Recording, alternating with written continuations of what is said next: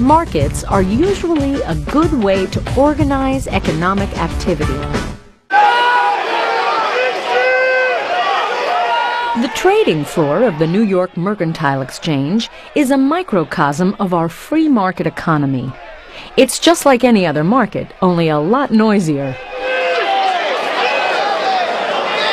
Here, deals are made, prices are negotiated, and that price information is transmitted to the outside world.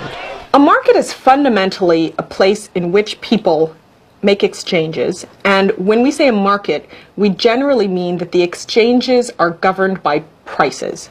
That prices changing are the method by which goods and services are allocated from one person to another, or that prices are the means by which goods and services are rationed. A good example of that is a wholesale fruit market where farmers come to sell their fruit and vegetables, and supermarket owners come to buy fruits and vegetables which they are then going to resell on to consumers. A stamp show is another kind of market that brings buyers and sellers together in one place. There's a lot of browsing and a lot of bargaining. Those two together comes to 350. Can you do anything else then? I already did. I did it as we went. I gave you a very good deal on this stamp in particular. So. It's like the stock market. R190. You know, if somebody has an ask price, you give a bid price, and you know, if they're not happy with your price, they'll try to shop it around to other dealers. And they'll go for the highest price. It's just plain R190? We call our system a market economy. It's made up of huge numbers of markets like this one. Resources are allocated through the decisions of millions of firms and millions of households. Firms decide what to make and who to hire. Individuals decide who to work for and how to spend their income. Everyone interacts in the marketplace. The man who first tried to explain how a market system works was Adam Smith. Smith was a brilliant philosopher who lived in Scotland in the 18th century. He published the first great book about economics, The Wealth of Nations, in 1776.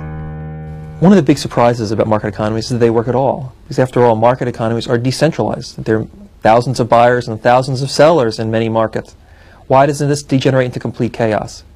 Well, Adam Smith said that markets in fact work very well. He said they're guided as if by an invisible hand that leads to a desirable allocation of resources. And one of the reasons to study economics is to understand how that invisible hand works. How is it that buyers and sellers interacting with one another in what could be a chaotic setting leads to a desirable outcome? The invisible hand that Adam Smith wrote about is the workings of self-interest by individuals in the economy. So his assumption is that if you look out for yourself and try to maximize your benefits, and everyone else tries to do the same thing, everyone wins.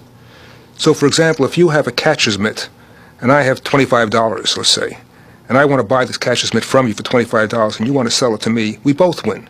You wanted the $25 more than the mitt, and I wanted the mitt more than the $25. And that's the invisible hand that works throughout the economy and makes things operate. How does the invisible hand work its magic? How does it lead markets to a desirable outcome? Well, it turns out that prices are the key instrument.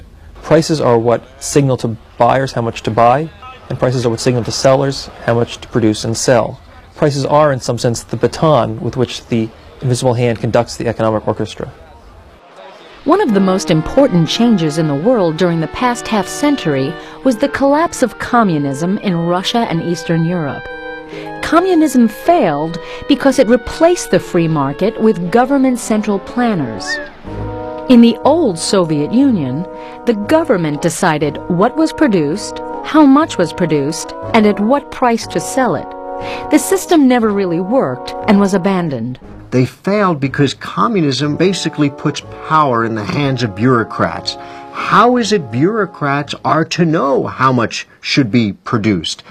If there are not price signals, if there's not supply and demand telling producers to produce more or create less, then bureaucrats merely have to guess. One socialist economist had said, well, the bureaucrats can just see people lining up for goods, and that would tell them that more needs to be produced. Well, communism certainly produced long lines, but it didn't produce the goods and certainly didn't produce them in an advanced state at an economically efficient price.